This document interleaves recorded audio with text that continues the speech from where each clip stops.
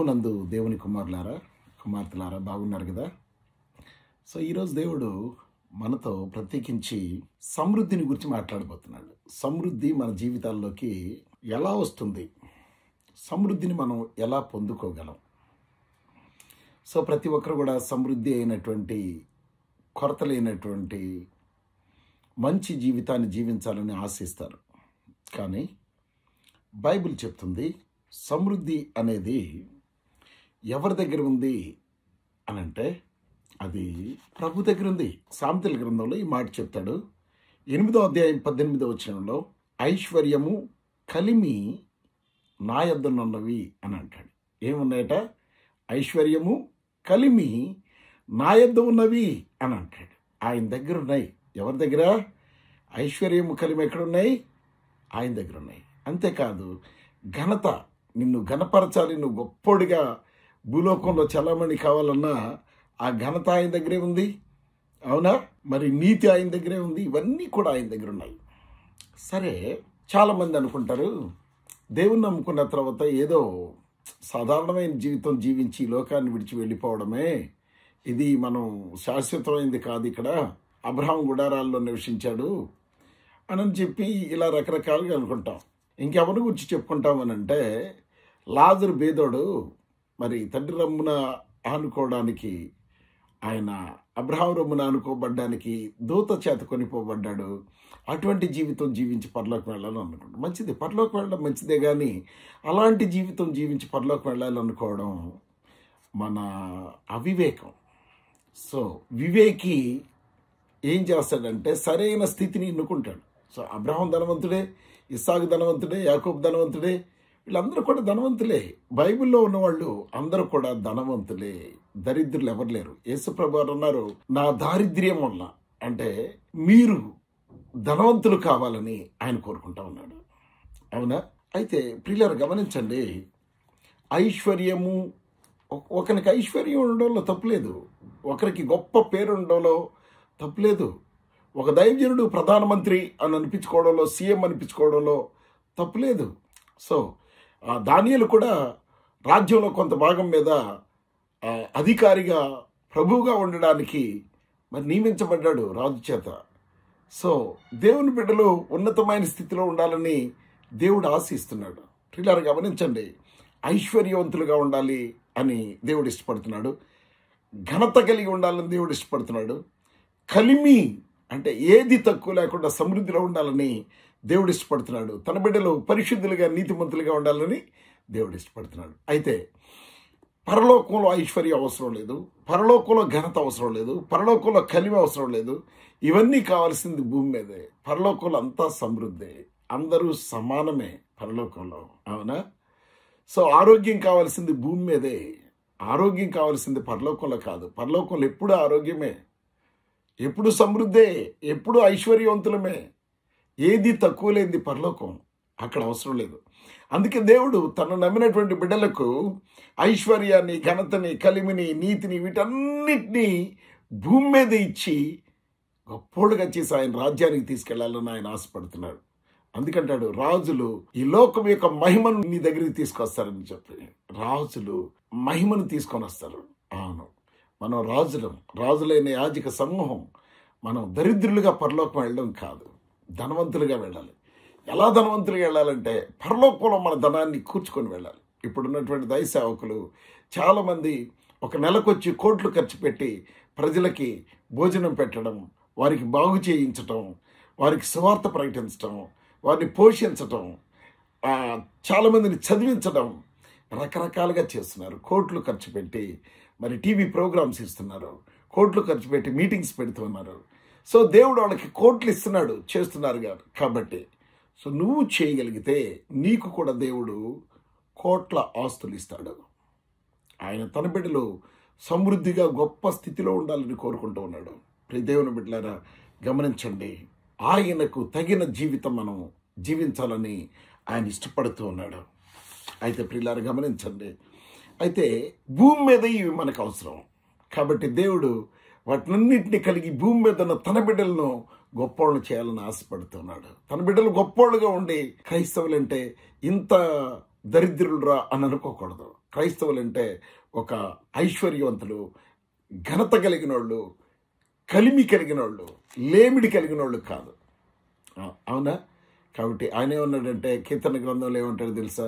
పచ్చిక గల చోట్ల ఆయన నన్ను పరుండ చేయించున్నాడు. సో ఎప్పుడు కూడా లేమి అనేది ఉండడానికి వీల్లేదు. అవునా? కరువు వచ్చినా కూడా లేమి ఉండడానికి వీల్లేదు. కరువు వచ్చినా కూడా లేమి పనిచేయడానికి వీల్లేదు దేవుని బిడ్డల మీద. అందుకే ఇస్సాకు గెరార్లో ఉన్నప్పుడు గొప్ప కరువు వచ్చినప్పుడు ఆయన విత్తనం విత్తి ఆ పంట కోసుకున్నాడు. అక్కడ విత్తనం విత్తితే ఎవ్వరికీ పండడం లేదు. దేవుని బిడ్డ కనుక ఆ దేవుని బిడ్డ మీద కరువు పనిచేయదు, వ్యాధి పనిచేయదు, రోగం పనిచేయదు, సునామీలు పనిచేయవు, ఏది అంత మాత్రం పనిచేయడానికి వీల్లేదు. ఎందుకంటే మహోన్నతిని చాటున వాళ్ళు విశ్రమించి ఉన్నారు. దేవుని బిడ్డలారా గమనించండి. మరి ఆయన మిక్కిలి ధనవంతుడైపోయాడట ఇస్సాకు. అవునా? అక్కడున్న ఫిలిస్తీయులు వ్యసనపడ్డారంట. ఈ లోకం వ్యసనపడే అంతగా దేవుడు నిన్ను మిక్కిలి ధనవంతుడు చేయాలని అనుకుంటున్నాడు. కానీ ప్రభువుని నమ్ముకొని నువ్వేమో ఒక దిక్కులేనుడికిలాగా, ఒక దరిద్రుడిలాగా నువ్వు జీవిస్తున్నావు. అటువంటి జీవితాన్ని దేవుడు కోరుకోవడం లేదు. అటువంటి జీవితాన్ని దేవుడు కోరుకోవడం లేదు. దేవునిలో ఉండు, సమృద్ధిగా జీవించు, అద్భుతంగా ఉండు. అయితే ఆయన చెప్తూ ఉన్నాడు, ఆయన ఏమంటా ఉన్నాడంటే, నేను ఒక మాట చదివి మీకు వినిపిస్తాను. సామెతల గ్రంథం 3వ అధ్యాయం 9వ వచనంలో ఈ మాట ఉంది. నీ రాబడి అంతటిలో ప్రథమ ఫలమును అని అంటున్నాడు. నీ రాబడి, ఆ రాబడి నీకు ఇచ్చేది ఎవరు? దేవుడే. అబ్రామును ఆశీర్వదించింది ఎవరు? దేవుడే. అబ్రాము బంగారం ఇచ్చింది ఎవరు? దేవుడే. అబ్రాముకి పనోళ్ళు ఇచ్చింది ఎవరు? గొర్రెలు ఇచ్చింది ఎవరు? దేవుడే. ఇస్సాకు పంట పండే విధంగా, విత్తనం కరువులో విత్తితే అది ఫలించి అభివృద్ధి పొందే విధంగా ఎంతో గొప్పగా క్రమంగా వర్ధిల్లేటట్టు చేసింది ఎవరు? దేవుడే. కానీ ఆయన అడుగుతూ ఉన్నాడు, నిన్ను ఇంకా ఎక్కువగా ఆశీర్వదించడానికి ఆయన నీకిచ్చినటువంటి దానిలో నువ్వేం చేయాలట? నీ రాబడిలో ప్రథమ ఫలాన్ని ఇవ్వాలంట. First part of your income ఆయనకి ఇవ్వాలి. ఆయనకి ఇవ్వాలి. నీ ఆస్తిలో భాగముని ఇవ్వాలి. ఈ రోజులో ఎవరిస్తారండి ఆస్తిలో భాగం? ఆస్తిలో భాగముని ఇచ్చి యెహోవాను ఘనపరచుము అని అంటూ ఉన్నాడు. ఆయన నీకు ఘనత ఇవ్వాలని ఆయన ఇష్టపడుతూ ఉన్నప్పుడు నువ్వు ఆయన్ని ఘనపరచాలి. ఏ విధంగా ఘనపరచాలి? ప్రభువా, నా దగ్గర ఏమీ లేదు, ఇదిగో ఏమి లేని వాడిని, నా స్తుతులు అందుకో. ఏం చేయను నీ స్తుతులు, ఆయనకి ఉపయోగం లేని స్తుతులు, నా స్తోత్రాలు అందుకో. ఎలా నువ్వు ఘనపరుస్తావు? స్తుతి స్తోత్రం అంటే అది ఘనత అయిపోద్దా? ఒక క్రియ చేసి ఆయన ఘనపరచాలి. ఆయన కొరకు ఒక అద్భుతాన్ని చేసి ఆయన ఘనపరచాలి. ఆయన కొరకు ఒక మేలు చేసి ఆయన ఘనపరచాలి. ఆయన నామంలో ఒక గొప్ప కార్యం చేసి ఆయన ఘనపరచాలి. ఆ విధంగా నువ్వు ఆయన ఘనపరచాలి. అంతేకాని మాటతో కాక క్రియతో ఆయన్ని ఘనపరచాలి. అవునా? తండ్రి యేసు ప్రభువు అని అంటారు, నేను నిన్ను మహిమ పరిచితిని లేక ఘనపరిచితిని అంటే ఏంటి తెలుసా? నువ్వు చెప్పింది నేను చేశాను అని దాని అర్థం. అవునా? సో ఒకవేళ తండ్రి తన కుమారుని ఘనపరచడం అంటే ఏంటి? తండ్రిని ఏది అడిగితే తండ్రి దాన్ని ఇవ్వడం. అవునా? లాజరు సమాధిలో ఉన్నప్పుడు యేసు ప్రభు అంటాడు, ఇప్పుడు నన్ను ఘనపరచుము అని అంటాడు. అంటే లాజర్ని నేను లే బయటికి రా అంటాను, నువ్వు లాజర్ని లే బయటికి తీసుకురా, అప్పుడు నేను ఘనపరచబడతాను. అవునా? ఆయన మన కోసం పని చేసినప్పుడు మనం ఘనపరచబడతాం. ఆయన కోసం మనం పనిచేసినప్పుడు ఆయన్ని ఘనపరుస్తాం. ఆయన కోసం మనం పని చేసినప్పుడు ఆయన ఘనపరుస్తాం. ఆయన నామంలో ఒక మేలు చేసినప్పుడు ఆయన ఘనపరుస్తాం. ఆయన నామంలో ఎవరికైనా ఏదైనా సహాయం చేసినప్పుడు ఆయన్ని ఘనపరుస్తాం.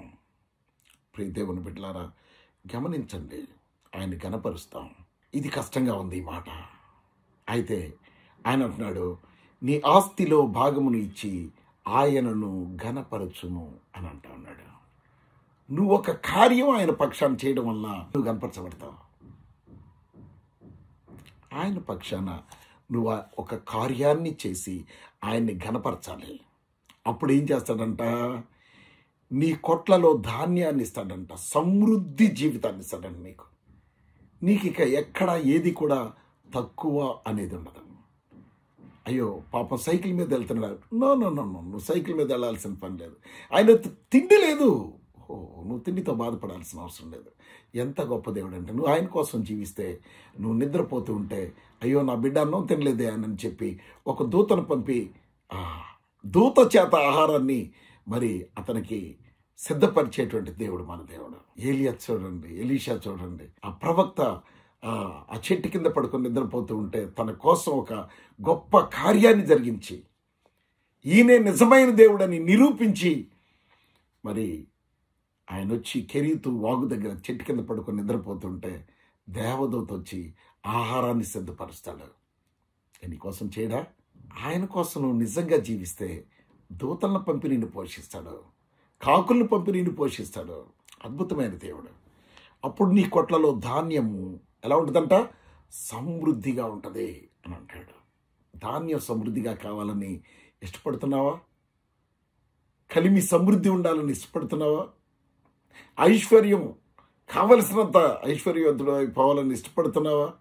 అయితే దానిలో ఆయన ఇచ్చే దానిలో ఆయన నిన్ను గనపరిచినప్పుడు, ఆయన నీకు కలిమి ఇచ్చినప్పుడు దానిలో నువ్వు నీ రాబడిలో ఫలాన్ని ఇవ్వాలి, లేక నీ ఆస్తిలో ఆయనకి భాగాన్ని ఇవ్వాలి.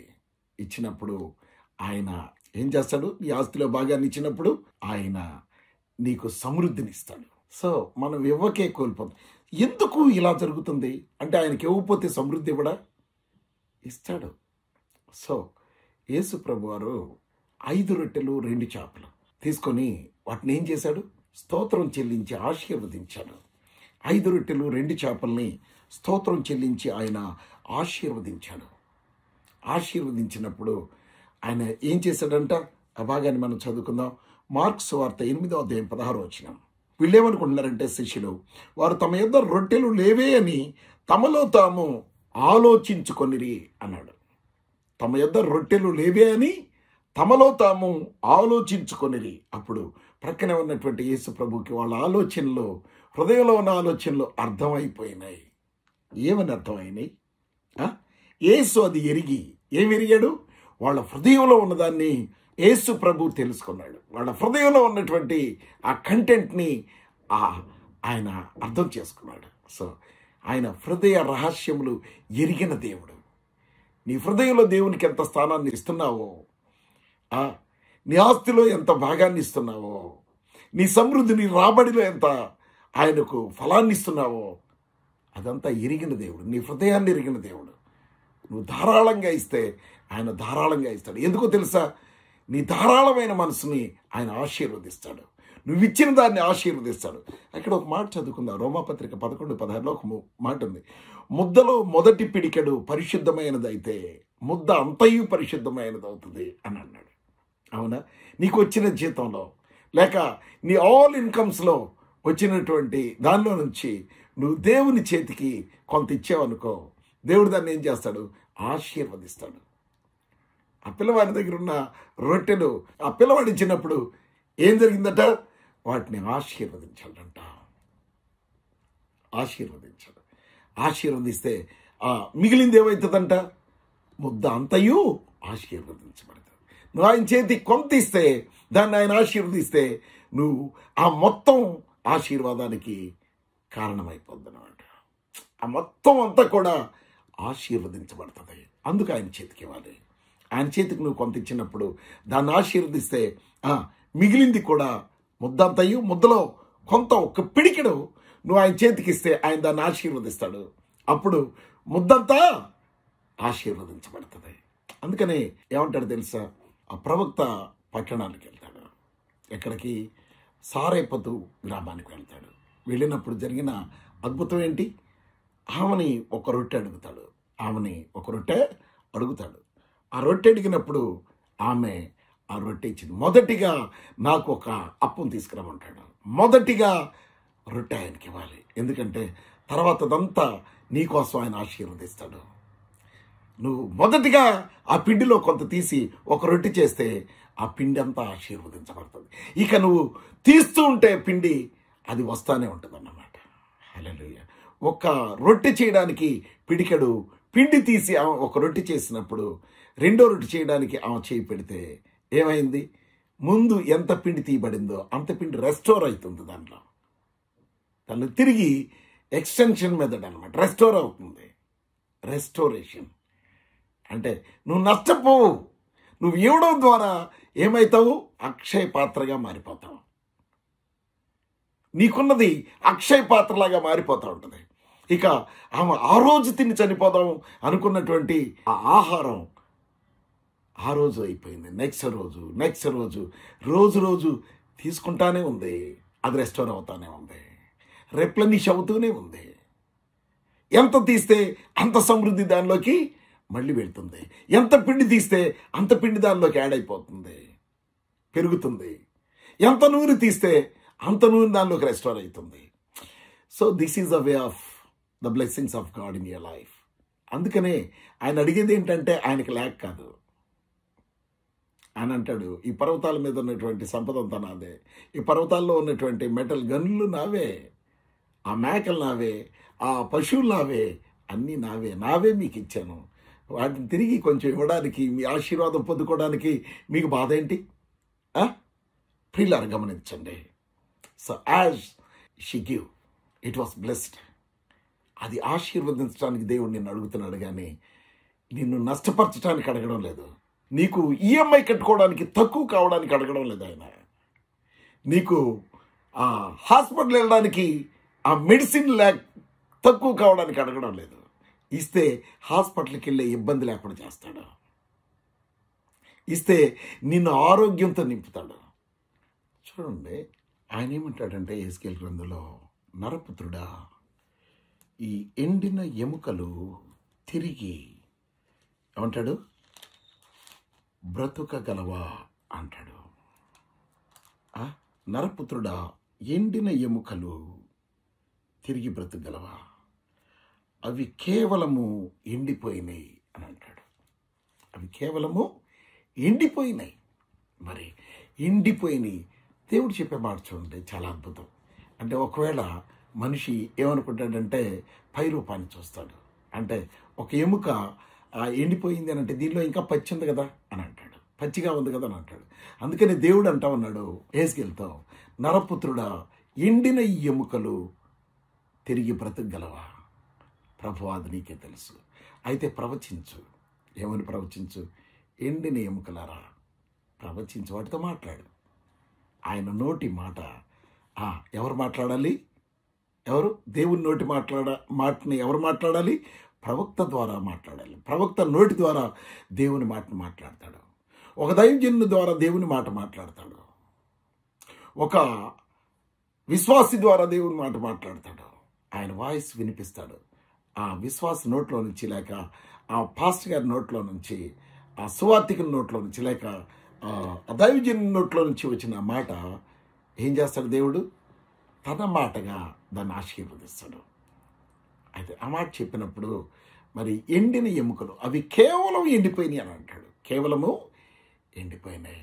ఒకవేళ కేవలం అవి ఎండిపోతే మనకు తెలిసిన ఇదేంటి? అవి బ్రతికే ఛాన్స్ లేదు. వాటిలో కొంచెం అన్న పచ్చితనం లేదు. కానీ దేవుని నోటి మాట ఏం చేస్తుంది తెలుసా? అది క్రియేట్ చేస్తుంది, అది సమకూరుస్తుంది, అది కాపాడుతుంది, అది క్రియేట్ చేస్తుంది. ఇలా గమనించండి, ఎప్పుడైతే ప్రవచించాడో, ప్రవచించిన వెంటనే ఒక అద్భుతం జరిగింది. ఆ ఎముకలు, లోయలో ఉన్నటువంటి ఎముకలు, చల్లా చెదరైపోయినటువంటి ఎముకలు, అవి గాలిలో లేస్తూ ఉన్నాయి పైకి. ఆయన మాట ఎంత వెయిట్ అయినా లేపగలదు. ఆయన మాట ఎలాంటి కార్యాన్నైనా చేయగలదు. ఆయన మాట ఎంత అద్భుతమైన చేయగలదు. ఇప్పుడు ఏం జరిగిందో తెలుసా? ఆ ఎముకలు ఎప్పుడెప్పుడు తుఫాన్లు వచ్చినాయో, ఎప్పుడెప్పుడు వర్షాలు వచ్చినాయో, వరదలు వచ్చినాయో, అవి ఎండిపోయి కొట్టుకుని పోయి ఎక్కడెక్కడో పడిపోయి ఉన్నాయి. ఇర్రెగ్యులర్గా పడిపోయినాయి లోయలో ఎముకలన్నీ. అవి ఇప్పుడు గాలిలోకి లేచి దేని అస్థిపంజరానికి దానికి వచ్చి అంటుకుంటూ ఉన్నాయి. అవి అంటుకునే ఆ క్రమంలో ఒక ఎముకకి ఒకటి తగులుతూ రణగణ ధ్వని చేస్తూ ఉన్నాయి అన్నమాట. Sound is produced when the dry bones are raised in the air and they travel and attach to their skeletal system. వాటి ఆ అస్థి పంజరాలకు అవి అంటుకున్నప్పుడు ఆ స్పైనల్ కార్డ్కి అవన్నీ వచ్చి టక టక టక టక టక టక అంటుకుంటూ ఉన్నప్పుడు ధ్వని వస్తూ ఉంది. So the work is being, పని జరుగుతూ ఉంది. అవునా? The work is in progress. So ఆయన నామంలో ఆయన చెప్పిన మాట నువ్వు కన్ఫెస్ చేస్తే నీ జీవితంలో చెప్పింది చెప్పినట్టుగా చేస్తే వర్క్ జరగడం స్టార్ట్ అయిపోద్ది. సో ఎలా? ఓకే, ఆ ఎముకలు అయితే వచ్చినాయి, ఎముకలు అయితే కంటికి కనపడుతున్నాయి కదా, ఎముకలన్నీ గాలిలో లేచి ఒకదానికొకటి తగులుతూ వాటి ఆ స్కెలిటల్ సిస్టమ్కి అతుక్కుపోయినాయి. మనం అయితే డాక్టర్ ఇరిగిపోతే స్క్రూ వేయాలి, డ్రిల్ చేయాలి, ఇవన్నీ జరుగుతున్నాయి. కానీ అక్కడ స్క్రూ లేదు, డ్రిల్లింగ్ లేదు. That is the word of God. Creator voice అంత అద్భుతంగా మన శరీర క్రమాన్ని అమరుస్తుంది. ఎందుకంటే మన శరీర క్రమాన్ని, మన బోన్స్ని అమర్చింది ఆయనే, సృష్టించింది ఆయనే కనుక. సరే, ఇప్పుడేం జరిగింది? ఇప్పుడు ఒక స్కెలిటన్ ఏర్పడిపోయింది. చూస్తూ ఉండగానే అనేకమైన వేల స్కెలిటన్స్ అస్థి పంజరాల మయమైపోయింది ఆ లోయంతా.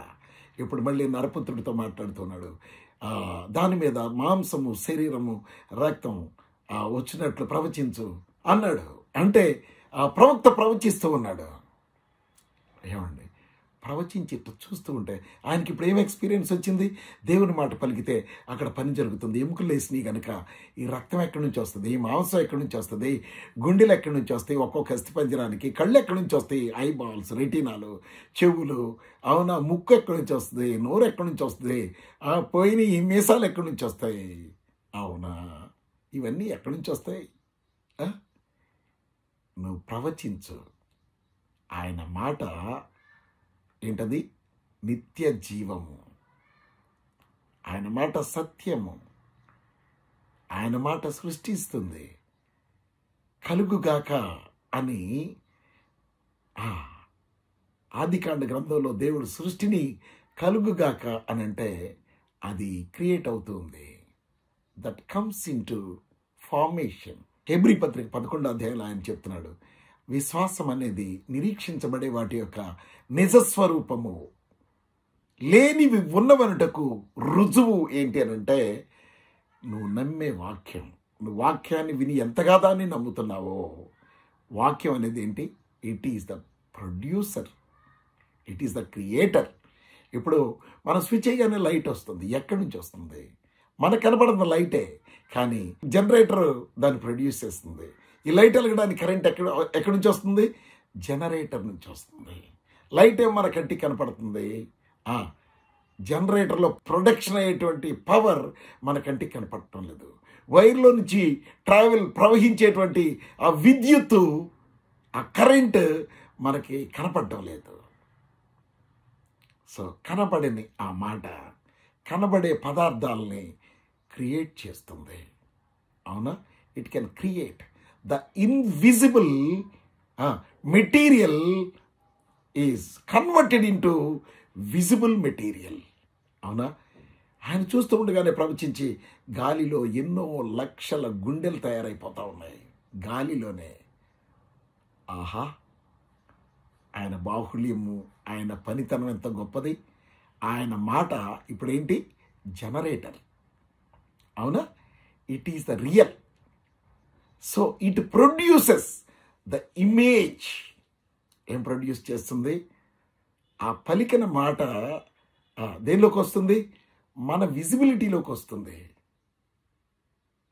మన కళ్ళ ముందు ప్రత్యక్షమయ్యే వస్తువుగా మారిపోతుంది. అందుకని వాక్యాన్ని వినాలి. అందుకే యేసు ప్రభువారు అంటారు, మీ యందు నా మాటలు, నా యందు మీరు, మీ యందు నా మాటలు నిలిచి ఉన్నాయడలా మీకు ఏది ఇష్టమో అడగండి, నేను దాన్ని ఇస్తానని అంటాడు. అవునా? తీసుకునేటువంటి జీవితం నువ్వు పొందుకోవాలి అని అంటే నువ్వేం చేయాలి? ఇచ్చే జీవితాన్ని కలిగి ఉండాలి. You need to give, to be blessed, to have the riches. అద్భుతమైన సంపన్నతని కలిగి ఉండాలి అని అంటే ఆయనే నిన్ను పోషిస్తున్నాడు, ఆయనే నీకు ఇస్తున్నాడు. ఆయన ఇచ్చిన దాంట్లో నువ్వు కొంచెం ఇస్తే, ముద్దలో నుంచి కొంచెం తీసేస్తే, నీ ఆస్తిలో నుంచి కొంచెం ఇస్తే నువ్వు అద్భుతంగా ఆశీర్వదించబడతావు కదా. గనురాలైన స్త్రీ ఏం చేసింది? మేడగది మీద ఆ ప్రవక్తకి ఏం చేసింది? ఒక రూమ్ కట్టించి ఆయన వచ్చినప్పుడల్లా ఆయనకి పరిచర్య చేస్తుంది. గనురాలు, కోట్ల రూపాయలు ఉన్నటువంటి వ్యక్తి, ఘనత కలిగిందామా. ఆమంటది నాకేది తక్కువ లేదని అంటది. కానీ దేవుని బిడ్డలారా గమనించండి, కానీ ఆమెకు తక్కువైంది ఉంది. అంత ఆస్తికి వారసుడే లేడు. చచ్చిపోతే అది ఊరికి పోద్దో కూడా తెలియదు. కానీ దేవుడు ఏం చేశాడు తెలుసా? ఆ ఆస్తిలో భాగాన్ని ఆ ప్రవక్తకి ఇచ్చినందుకు దేవుడు ఆ ఆస్తికి వారసుని ఇచ్చేశాడు. ఒక కుమారుని ఇచ్చాడు ఆమెకి. ఆ కుమారుడికి జబ్బు వస్తే, చనిపోతే తిరిగి ఆ కుమారుని లేపాడు దేవుడు. This is the God who can bless you. ఈ దేవుడు నిన్ను ఆశీర్వదించే దేవుడు. అందుకని అయ్యో నేను డబ్బులు ఇస్తే నీకోసం కదా నువ్వు ఇవ్వాలి. ఎవరి కోసం ఇస్తున్నావు? నువ్వు ఎవరి కోసం ఇస్తున్నావు? ఎవరినో పోషించడానికి ఇస్తున్నావు అని ఫీల్ అవుతున్నావు. కానీ నీ ఆశీర్వాదం కోసం, నీ ఆరోగ్యం కోసం నువ్వు విత్తుచున్నదే దేవుడు నీకు ఇచ్చింది. అవునా? దానిలో నుంచి ఆయనకిచ్చి, ఆయన దగ్గర నుంచి నువ్వు ఆశీర్వాదాన్ని పొందుకోవాలి. అవునా? ఆయనకిస్తే ఏం జరుగుతుంది? నీ జీవితంలో ఒక గొప్ప అద్భుతం జరుగుతుంది. అవునా? ఆయనకిస్తే నీకు వెలితిగా ఉన్నదేదో ఆ వెలితిని తీర్చేస్తాడు. గనురాలైన స్త్రీ జీవితంలో ఉన్న వెలితేంటి తెలుసా? తన భర్త వృద్ధుడు, ముసలోడు, కాపురం చేసి పిల్లల్ని కనలేడు. But when God intervene into that matter, ఆ గృహంలోకి ఆ దేవుని ప్రవక్తకి ఇచ్చిన భాగం ఆ గృహంలో ఉంది కనుక ఆ భాగాన్ని బట్టి దేవుడు ఏం చేశాడు? వాళ్ళు కనడానికి వీల్లేనటువంటి స్థితిలో ఉన్న కూడా ఆయన కనే విధంగా గర్భాన్ని చేసి, తన భర్తను కనే విధంగా చేసి ఏం చేశాడు? తన భర్తకి యవనాన్ని ఇచ్చి ఒక మంచి కుమారుని ఇచ్చాడు. దేవునికి స్తోత్రం కలుగును గాక. ఈరోజు నువ్వు అటువంటి ఆశీర్వాదాన్ని అనుభవించాలని అనుకుంటున్నావా? అనుకున్నట్లయితే నువ్వు చేయాల్సింది ఒకటే.